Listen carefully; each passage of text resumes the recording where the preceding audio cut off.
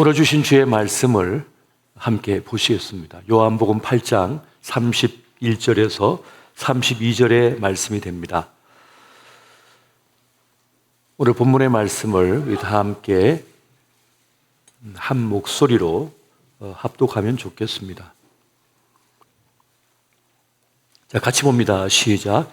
그러므로 예수께서 자기를 믿은 유대인들에게 이르시되 너희가 내 말에 거하면 참으로 내 제자가 되고 진리를 알지니 진리가 너희를 자유롭게 하리라. 아멘.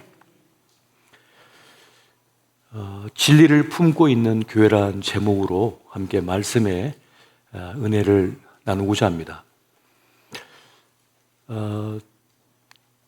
제가 고속도로를 지나가면서 늘 휴게소에 들리면 제가 좋아하는 것을 사서 먹으면서 운전을 합니다. 제가 호두과자를 참 좋아하고 커피를 좋아해서 꼭 중간에 내려서 사가지고는 그 뜨거운 호두과자를 먹으면서 커피 한 잔 마시면서 운전을 하거든요. 그럼 졸리는 법이 별로 없어서 조선 팔도로 다 다녀봤는데 제가 딱 한 군데 안 가는 휴게소가 있습니다. 이 휴게소를 말씀드리면 여러분도 안 갈 것 같아서 말씀을 못 드리겠고, 그 휴게소를 들리지 않은 이유는 뭐냐 하면 그날도 이제 제가 호두과자를 사고 커피를 사가지고 이렇게 먹으면서 운전하는데 하나 딱 먹었는데 호두가 없는 거예요. 그래서 두 번째는 있겠다 하고 또 두 번째를 입에 넣고 근데 또 없는 거예요. 또 세 번째, 네 번째, 다섯 번째 한 10개 이상 들었던 것 같은데 하나도 없는 거예요. 그리고 마지막에 손톱만큼 하나가 딱 붙어 있는 거예요. 그래서 제가 집에 와서 무척 서운했습니다. 그래서 그 휴게소에서 전화를 걸었어요. 안내원에게 전화해가지고 호두과자 사장님하고 통화를 한번 하고 싶다 했더니 이렇게 저렇게 한 3번 연결이 돼가지고 통화를 하게 됐어요. 그래서 제가 그 사장님께 말씀드렸죠. 아니 사장님, 제가 너무 서운해가지고 전화드렸습니다. 어떻게 호두과자에 호두가 손톱만큼 하나밖에 안 들어가 있냐고, 이건 너무 하셨다 했더니 그렇습니까? 그럼 다음부터 절대 그런 일이 없을 거라고. 제가 철석같이 그 말 약속을 믿고 한 달 뒤쯤에 다시 한번 휴게소 들려가지고 구입해서 부푼 꿈을 가지고 제가 이렇게 하나 입에 딱 집어넣었는데 없는 거예요. 2개째도 또 없는 거예요. 한 5개쯤 먹고 난 뒤에 조금 들어있는 거예요. 그래서 그 다음 다시는 안 갔습니다. 그 휴게소를 다시는 안 들리고 있어요, 지금. 이건 너무했다. 붕어빵에 붕어는 없어도 호두과자는 호두가 들어야죠. 이게 정말 중요한 거거든요. 지금 한국교회가 많이 아프다고 합니다. 왜 한국교회가 아플까? 제가 묵상해 보니까 예수가 없어서. 교회는 예수님을 품고 있어야 되잖아요. 그런데 그 교회에 예수님이 안 계신 거예요. 다른 걸 품고 있는 거죠. 다른 건 다 품고 있으면서 정작 예수님을 품고 있지 않아서 한국교회가 아프구나 하는 그런 묵상의 결론을 얻었습니다. 엘로이 하나님이라는 말씀이 있습니다. 감찰하시는 하나님이라는 뜻이거든요. 하나님은 우리를 감찰하시죠. 우리의 약함도 아시고 우리의 강함도 아시고 또 우리의 죄도 아시고 또 우리의 가능성도 아시는 하나님이시거든요. 그 보시는, 감찰하시는 하나님께서 우리 한국교회를 보실 때 그 예수님이 없구나 하는 걸 보고 있는 것은 아닌가 하는 생각이 들었습니다. 예수 이름으로 모이는데 예수님이 없는 거죠.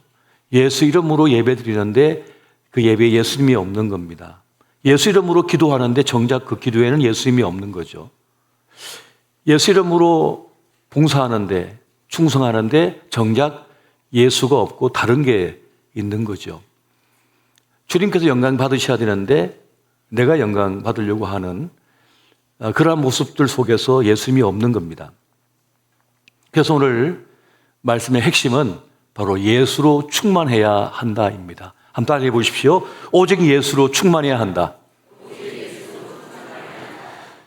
오늘 우리 교회가 창립 기념 22주년을 감사하면서 예배를 드리고 있습니다.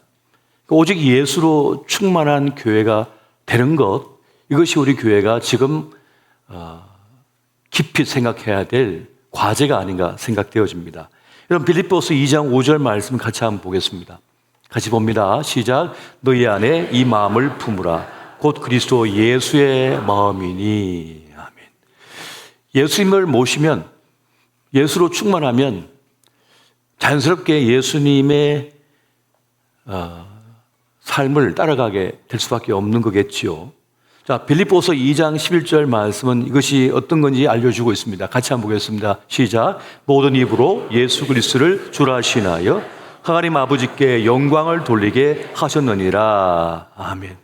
자, 예수로 충만하면 어떤 일이 벌어지냐면 예수님을 주라고, 주인이라고, 다시 말하면 진리라고 입으로 시인하게 된다는 거예요. 입으로 시인하게 된다는 것입니다. 그리고 삶으로 영광을 돌리게 된대요. 영광을 돌리게 된대요. 주님을 품으면, 주님이 함께하면, 내 속에 있으면 주님을 주님이라고 시인하게 된다, 인정하게 된다는 거죠. 입술로. 그리고 삶으로 그 영광을 주님께 돌리게 돼 있다는 겁니다. 근데 우리는 그 영광을 내가 받으려고 그러죠. 내가 받으려고 내 이름이 높아지기를 원하는 것이죠. 이것이 우리의 신앙생활의 문제가 되고 있는 겁니다. 사실 우리는 다른 걸 주님이라고 시인하고 있거든요. 우리 예수님을 주라고, 주인이라고, 진리라고 시인해야 되는데 우리는 내 건강이 혹은 내 재물이, 내 아름다움이 진리라고 생각할 때가 많다는 겁니다. 그래서 오늘 우리가 되찾아야 될 것은 오직 예수로 충만해지는 것.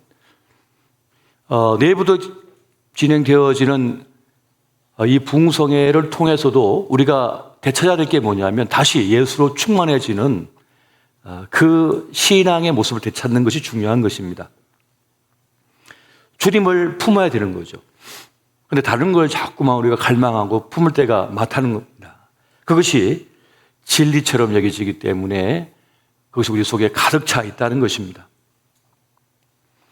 주님이 우리 속에 있지 않으면, 품지 않으면 어떤 일이 벌어지냐면 사람을 만나도 배제를 합니다. 내 마음에 드는 사람이 있고 내 마음에 들지 않는 사람이 있잖아요. 주님이 내 안에 없으면 어떻게 반응을 보이냐면 사람을 갈라요. 배제해요. 사람을 상중하로 배제를 합니다. 그렇게 자연스럽게 되게 돼 있어요, 사람은. 그런데 예수로 충만해지면 사람이 다 귀하게 보이고 다 소중하게 보이는 거죠. 다 괜찮게 보이는 거예요. 그런데 예수가 없으면 세상의 방식이, 세상의 문법이 작동돼요. 이 사람은 잘 살고 공부도 많이 했고 가진 것도 많고 예쁘고 또 영향력도 있으니까 이 사람은 귀한 사람. 이 사람은 볼품 없으니까, 가진 것도 없으니까, 별로 보잘것 없어 보이니까 어떻게 보입니까? 가치 없어 보이는 거예요. 그 세상의 문법이 작동되는 거죠. 그런데 예수님을 품게 되면 어떻게 됩니까? 눈꺼풀이 씌인 거예요, 예수로. 그러니까 다 귀하게 보이고 다 소중하게 보이고 가치 있게 보이는 거예요. 그 사람의 진면목을 보게 되는 거예요. 세상은 보지 못하는데 내 눈에는 보이는 거죠. 그 사람의 훌륭한 점이. 그래서 교회가 지금까지 생존하고 지금까지 이렇게 역사하고 있는 이유는 뭐냐면 세상과 다르게 교회가 작동되고 있기 때문입니다. 다른 문법이 작동되고 있기 때문이에요. 이게 무슨 문법입니까? 예수의 문법인 거죠. 사랑의 문법, 궁율과 자비의 문법인 거죠. 우리는 정의보다 더 나은 선택을 할 줄 아는 사람들입니다. 정의가 뭡니까? 숫자, 법으로 모든 걸 규정하는 거잖아요. 그래서 법으로 하자, 법대로를 따지잖아요. 그런데 예수의 사람들은 법보다 나은 선택을 하고자 노력합니다. 그게 뭡니까? 하나님의 국률과 자비예요. 사랑의 법으로 보고자 하는 거예요. 이것 때문에 세상을 살리는 겁니다. 세상을 치유하는 이유가 여기에 있는 거죠. 여기에 있는 것입니다. 이것이 교회가 세상과 다른 점입니다. 제가 종종 당신은 예수를 어떻게 경험해봤냐, 왜 이렇게 교회를 좋아하느냐라고 물으면 저는 10대 때 제가 자란 마을을 보면서 저는 확신을 가졌어요. 예수가 진리라고 한 사실을. 교회 출석하는 분과 출석하지 않는 그 마을의 세대들을 보면요, 딱 규정이 돼 있어요. 예수 믿는 집들은 시끄러운 소리가 안 나와요. 서로 존중해요, 부부가. 자식들을 사랑으로 양육하려고 노력을 많이 기울여요.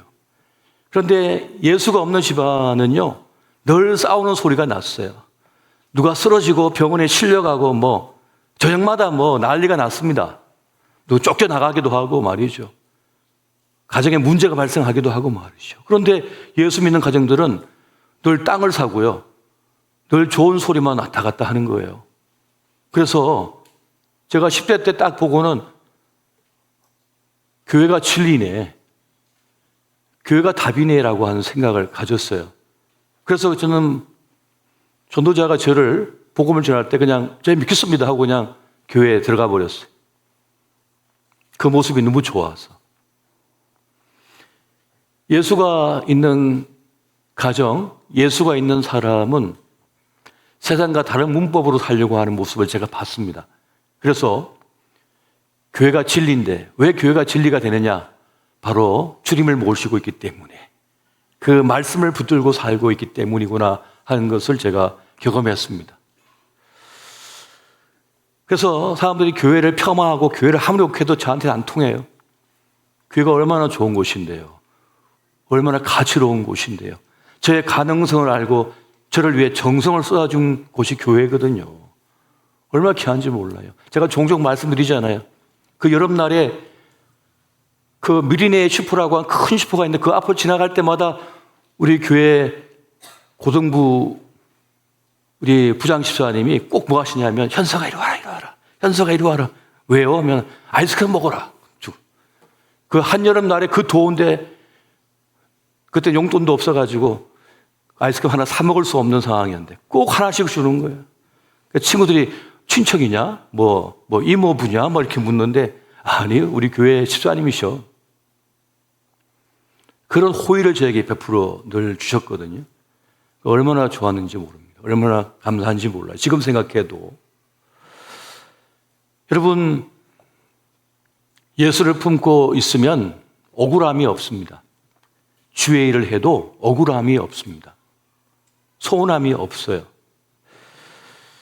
예수가 내 안에 있으면, 예수를 품고 있으면 비난당하고요, 억울한 일을 당하고요, 서운한 일을 당해도 억울하지 않습니다. 서운하지 않습니다. 왜냐하면 당연한 것이거든요. 당연하게 여깁니다. 베드로전서 4장 12, 13절 한번 같이 읽어보겠습니다. 시작. 사랑하는 자들아, 너희를 연단하려고 오는 불시험을 이상한 일 당하는 것 같이 이상히 여기지 말고 오히려 너희가 그리스도의 고난에 참여하는 것으로 즐거워하라. 이런 그의 영광을 나타내실 때에 너희로 즐거워하고 기뻐하게 하려 함이라. 아멘.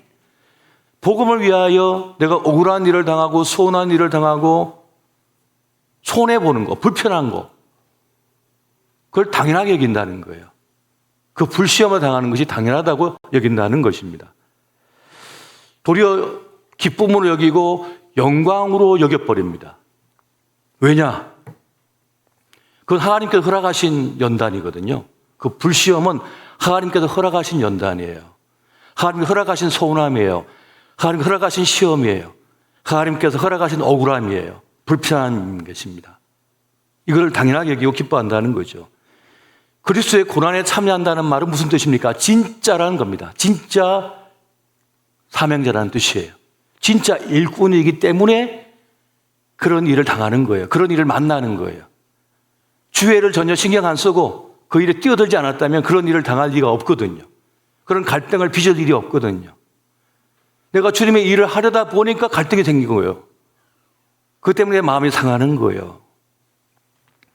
요즘 유행하는 짤 영상이 하나 있습니다. 그게 뭐냐면 신명호는 놔두라고, 신명호는 놔두라고 하면서 농구 감독이 막 그렇게 소리 질러요. 내가 40분 동안 얘기했잖아. 신명호는 놔두라고. 그게 무슨 말인가 하면 상대편에 신명호라고 하는 선수가 있는데 그 선수는 건드리지 말라는 거예요. 이게 냅둬래요. 냅둬도 골 못 넣는다고. 내가 40분 동안 얘기했잖아. 신명호는 놔두라고. 요즘 신명호 씨가 나와가지고 진짜 인터뷰를 하고 있어요. 기분 엄청 나빴대요. 그 감독이 그렇게 얘기한 걸 갖다가 지금 조회수가요 어마어마하게 한국에 떠돌고 있거든요. 외국까지 넘어갔대요. 이게 신명호가 누구냐고. 지금 무슨 농구팀에 지금 감독 밑에 있는 그 코치인가 봐요. 그분이 사단이가 그럴 것 같아요. 김지선은 놔두라고. 김지선은 놔두라고. 냅둬도 아무 영향이 없어. 근데 박집사는 잡아. 박집사는 막아. 마크해. 저 친구 놔두면 교회가 부흥해. 교회가 잘 돼. 그러니까 무조건 막아. 공격해. 사단이가 그러지 않을까요? 사단이가 그럴 것 같아요. 잘할 것 같으니까. 냅두면은 교회에 너무 큰 덕이 되고 부흥을 일으킬 것 같으니까 공격하는 거죠. 이간질을 막 시키는 거죠. 서운한 마음이 막 생기게 만드는 거죠. 근데 그냥 냅둬도 아무렇지도 않으면 사단이도 그런 겁니다. 사단이도 그냥 냅둬. 아무 영향 없어. 그런데 우리가 주애를 하려다 보니까 문제가 생기고 갈등이 생기고 마음에 아픈 일이 생기고 힘겹잖아요. 그건 뭡니까? 사단이가 공격하는 거잖아요. 방해하는 거잖아요. 이것을 우리가 이 원리를 잘 알아야 됩니다. 우리는 지금 강력한 영적 전쟁 속에 있거든요. 사단이가 우리 청주 주님의 교회의 가능성을 알기 때문에 공격하는 겁니다. 우리 성도들을 공격하는 거예요. 이 교회를 그냥 내버려 두면 안 되기 때문에 우리 교회도 세속화 물결을 집어넣으려고 하고요. 크고 작거나 이런 갈등이 생기게 만들고요. 그래서 자꾸만 그 가능성을 막아보려고 하는 그런 유혹과 시험이 있는 것입니다. 우리 교회가 가진 이 정신과 가치는요, 한국 교회에 많은 도전이 되고 있습니다. 목사님들이요, 우리 교회 싫어해요. 목사님들이 우리 교회 싫어한다니까요. 우리 교회가 하고 있는 거 별로 안 좋아해요. 일반적인 50% 받고 내보내는 거 안 좋아해요. 다른 교회 목사님들이. 담임 목사 임기제, 그 재심 투표 다른 교회 목사님들이 싫어한다니까요. 다른 교회 장로님들이 우리 교회 싫어해요. 왜냐하면 장로 재심 투표가 있거든요. 그거 왜 하냐요, 자꾸. 우리 교회 와서 소문 붙이지 말아요. 우리 교회도 할까 싶어. 문제 생길 것 같다고. 저도 가만히 생각해 보니까 제가 처음 담임 목사 청빙 받을 때 1년 뒤에 재심 투표 받을 때 6년 만에 시임 투표 또 했잖아요. 3번 한 거예요. 이게 얼마나 부담스러운 건지 아세요? 어마어마하게 부담스러운 거예요.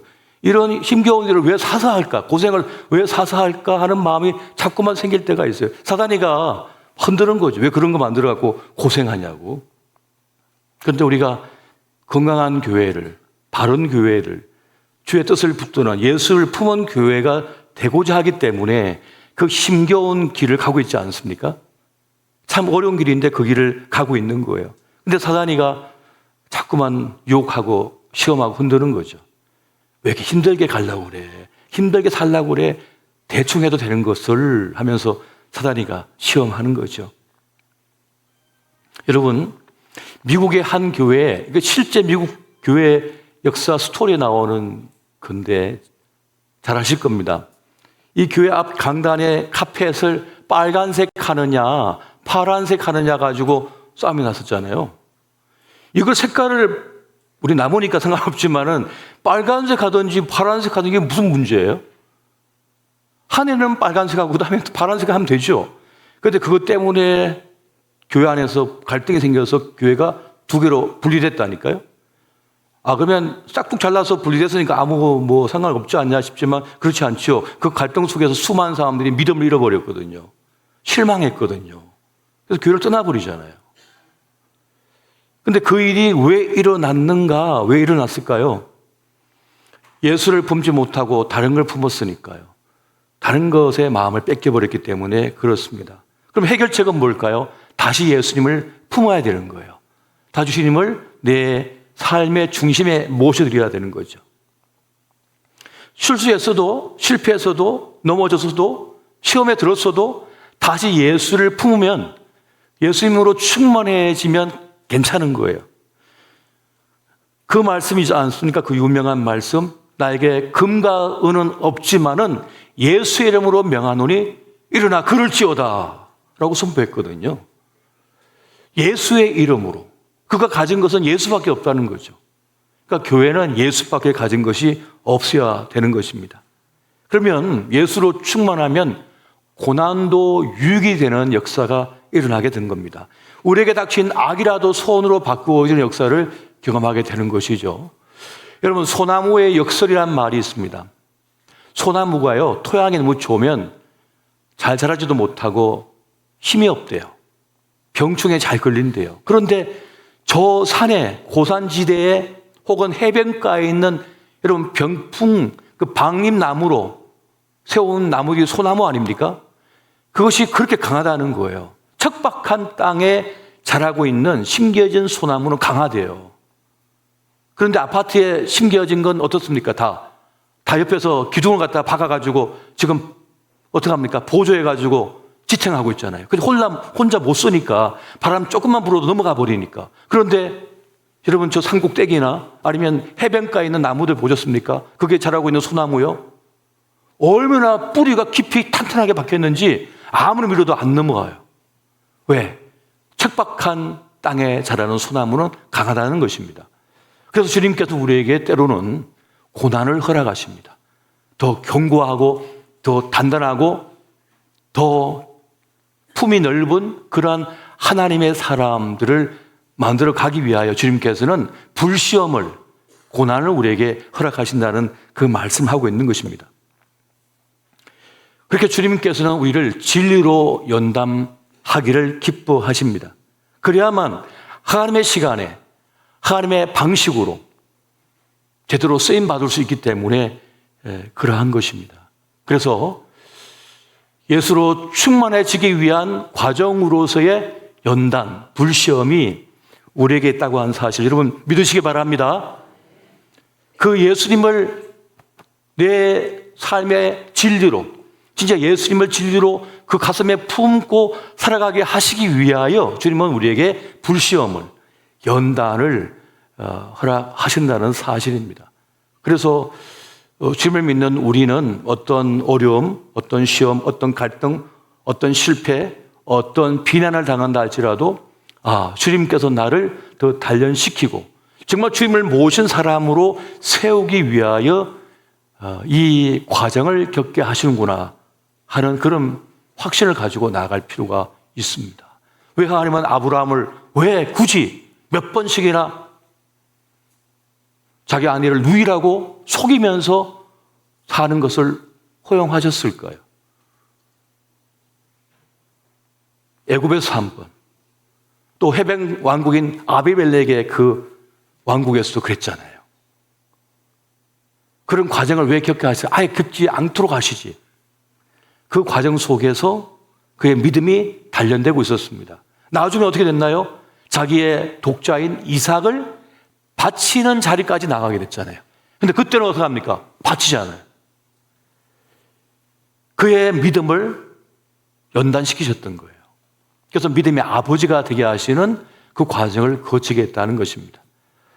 한 사람의 믿음에 신실한 사람이 세워지는 과정은 하나님 뜻 안에 있는 것이에요. 그런 과정을 거치게 하는 것이지요.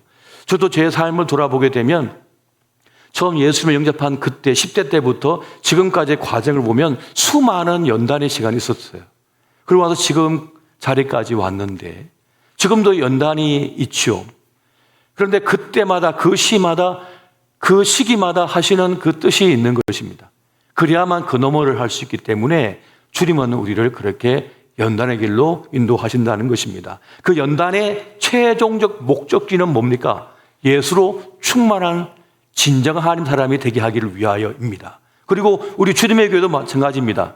진실로 예수로 충만한 교회가 되게 하시고자 그 연단의 과정들을 겪게 하신다는 사실입니다. 근데 오늘날 우리 한국 교회를 돌아보면 어느 순간 예수를 잃어버린 교회들이 많죠.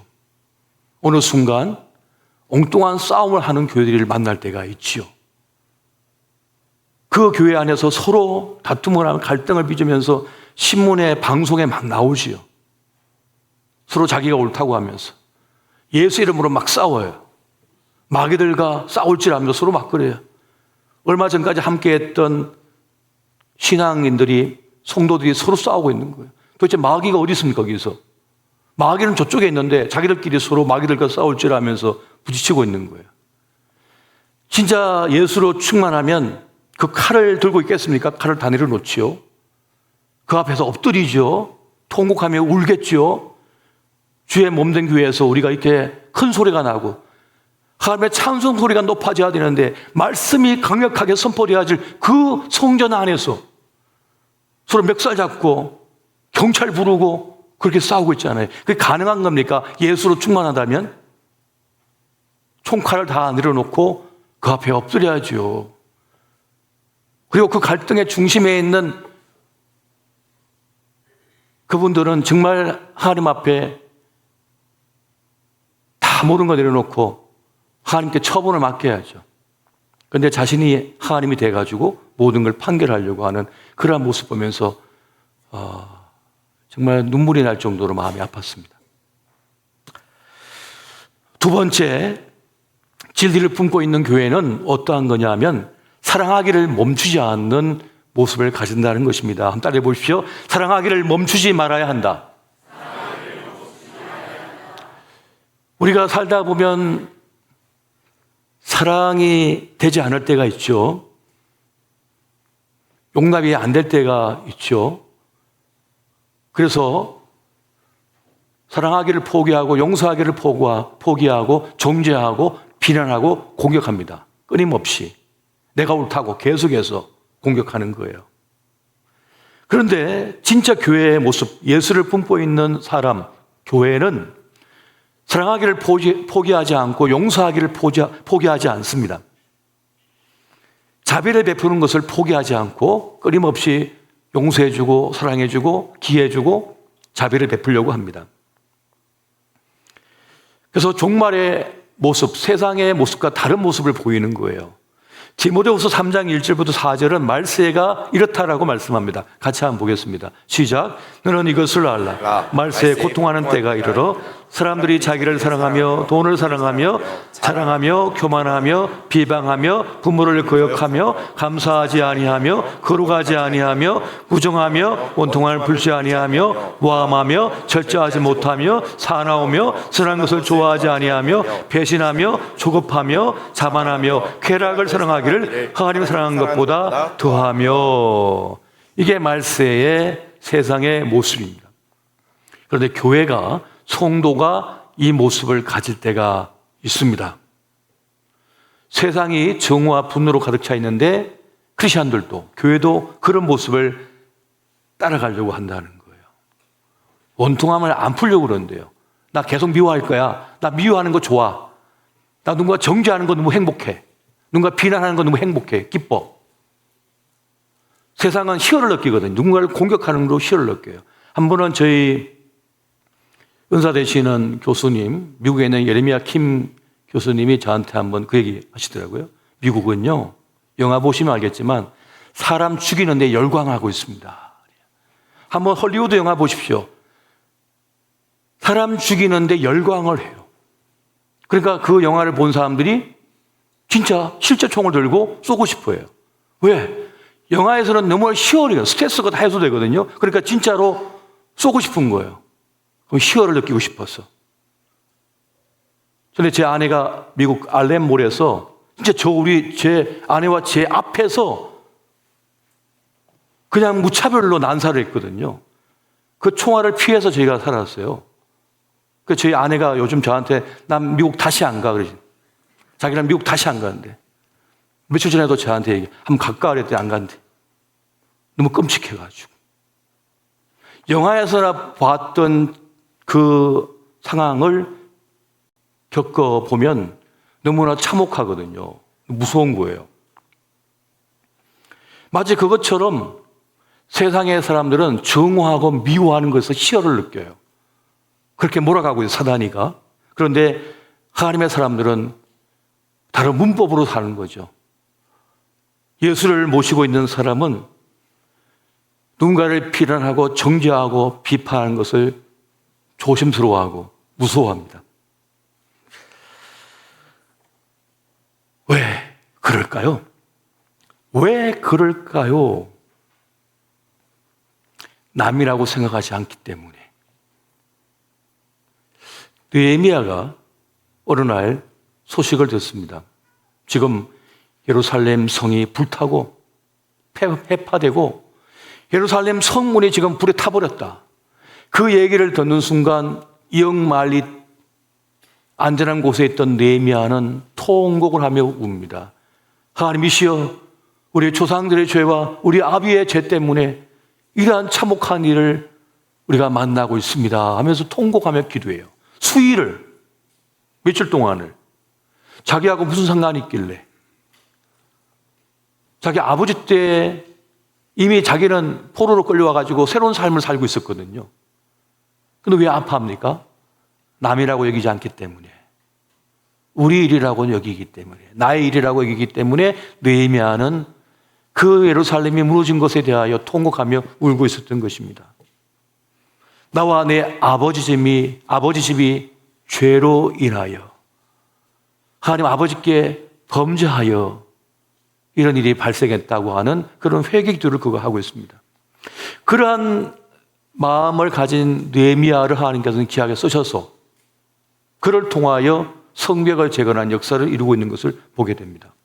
노아의 벗은 몸을 보고 함은 쫓아나가서 떠벌리며 아버지를 조롱했지만 셈과 야벳은 뒷걸음쳐 들어가서 아버지의 허물을 덮어드렸습니다. 왜 그랬을까요? 나와 상관이 없다고 얘기하지 않고 이건 내 문제다. 우리 가족의 문제라고 여기기 때문에, 우리의 문제라고 여기기 때문에, 우리가 누군가의 성도를 정죄하고 비난하기보다는 도력을 숨기려고 하고 그를 보호해 주려고 합니다. 왜요? 비난하는 사람은 그럽니다. 나하고 상관없으니까. 김지선 나하고 상관이 없어. 박지선 나하고 상관이 없다고 여기기 때문에 마음껏 비난하고 조롱합니다. 나하고 상관이 없는 사람이라고 생각하기 때문에. 그런데 그를 내 가족이라고 여기고 그것이 우리 일이라고 여기는 사람은 막지요. 보호하지요. 그가 비난받지 않도록 보호하려고 합니다. 지켜주려고 합니다. 왜? 우린 남이 아니니까. 우리 한 가족이니까. 한 동지니까. 우리 문제라고 여기기 때문에 비난할 수 없는 거예요. 여러분, 우리 아이가, 내 아들, 내 딸이 누군가에게 지금 뺨을 맞고 돌멩이를 맞고 있으면 어떡합니까? 내가 맞는 것 같아. 내 가슴이 찢어져. 그래서 뭐가 보호하잖아요. 이게 무슨 죄냐고 대신 싸우잖아요. 왜? 내 자식이니까, 내 가족이니까, 내 것이니까 용납할 수 없는 거잖아요. 진리를 품고 있는 사람, 예수로 가득한 사람은 바로 이것입니다.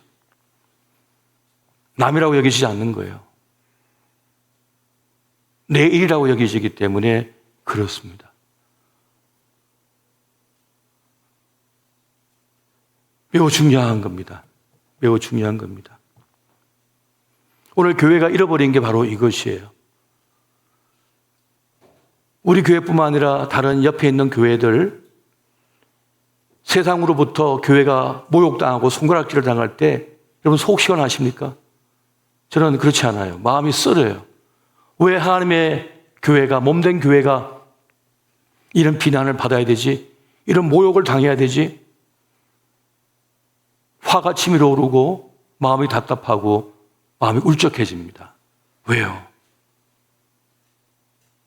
다 하나님의 교회니까, 그리스도의 몸된 교회니까 마음이 아픈 거예요.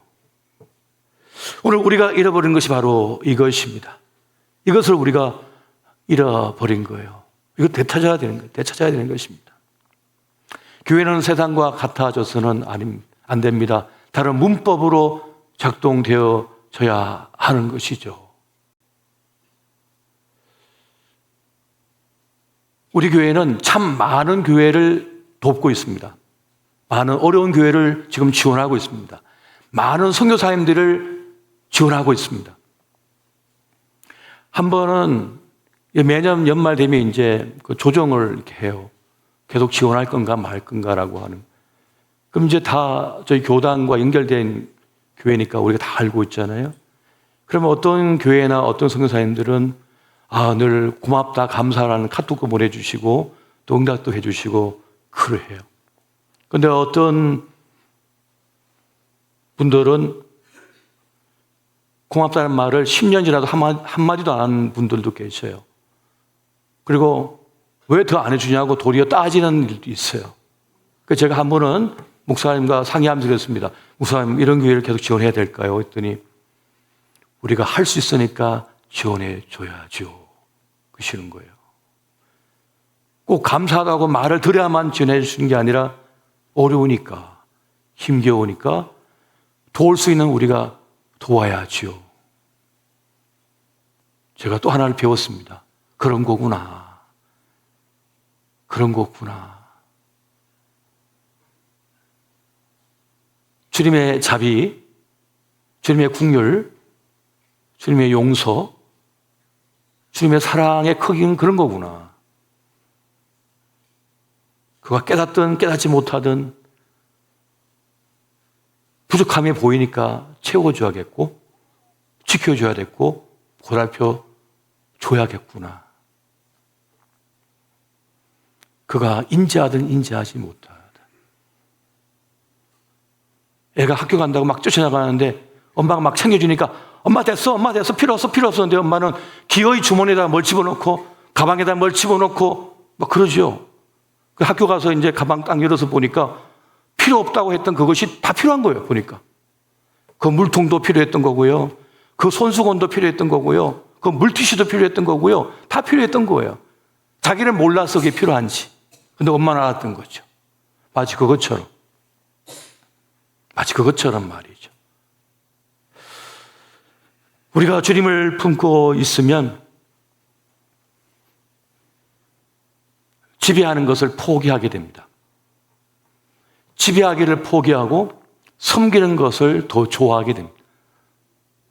그걸 선택하는 교회가 되어지는 거예요. 제자들이 서로 누가 크냐라고 다툼을 벌였었잖아요. 또 주님께서는 섬기는 자가 돼야 된다고. 그것이 천국에서 큰 자라고 말씀하셨잖아요. 그러니까 그 섬긴다고 하는 말은 무슨 말인가 하면 내가 대가를 대신 지불해 주는 걸 말하는 거예요. 인자는 섬김을 받으려고 하고 온 것이 아니라 섬기려 하고 자기의 목숨을 대성물로 주기 위하여 왔다고 그러셨잖아요. 그 메시지의 핵심 뭔지 아세요? 섬김은 곧 대가를 대신 지불하는 거예요. 그게 주님의 십자가이거든요. 그러니까 교회는 세상에 지불해야 될 대가를 대신 지불하면서 지금 하나님의 일을 이루어가고 있는 것입니다. 세상은 필요 없대요. 세상은 괜찮대요. 그런데 우리는 그걸 챙겨주려고 하는 거예요. 보살펴 주려고 하는 거예요. 그리 필요 없다는 걸 챙겨주려고 하는 거죠. 교회는. 그래서 교회는 세상을 살리고 있습니다. 근데 세상은 필요 없다고 하죠. 근데 교회는 기어이 이 땅에 심겨져서 싹이 나고 주기가 나고 잎이 나고 꽃이 피어서 열매를 맺어서 거대한 나무가 되어서 수많은 생명이 깃드는 그러한 멋진 모습으로 지금 세상에 서 있는 것입니다. 왜요? 주님께서 씨앗을 던지셨거든요. 천국의 씨앗을 던지셨거든요. 그게 자라가지고 교회가 된 거예요. 우리 교회도 그렇게 존재하게 됐습니다. 여기에 심겨진 이유가 있어요. 왜 주님께서 굳이 이곳에 세우셨을까요? 왜 이곳에서 이렇게 꽃을 피우게 하셨을까요? 우리에게 주신 사명이 있기 때문인 것입니다. 교회된 우리는 숭고한 의무를 지녔습니다. 주님께 부여받은 숭고한 의무가 있는 거예요. 그것은 진리의 복음을 이 세상에 전하는 것입니다. 진리를 깨닫지 못한 이들에게도 진리를 전하는 것입니다. 진리를 듣게 해줘야 되는 사명이 우리에게 있는 거예요. 우리의 다음 세대, 우리의 청소년, 우리의 청년 세대에 진리의 복음을 전달하는 사명이 우리에게 있습니다. 그들을 초청해야 되고, 그들을 초대해야 되고, 그들을 위하여 문을 활짝 열어서 그들에게 복음을, 진리를 들려주어야만 합니다. 다 자기를 진리로 여기고 있거든요. 자기 감정, 자기 판단, 자기 뜻, 그것이 진리예요, 세상은. 그런데 그것이 아니라 진짜 진리를 만나볼래? 진짜 진리는 예수 그리스도야 하는 전하는 사명이 지금 우리에게 있는 거예요. 우리 교회의 사명은 여기에 있는 것입니다. 하나님이 너희를 사랑하고 있어. 너희를 사랑하기 때문에 십자가를 대신 지셨어.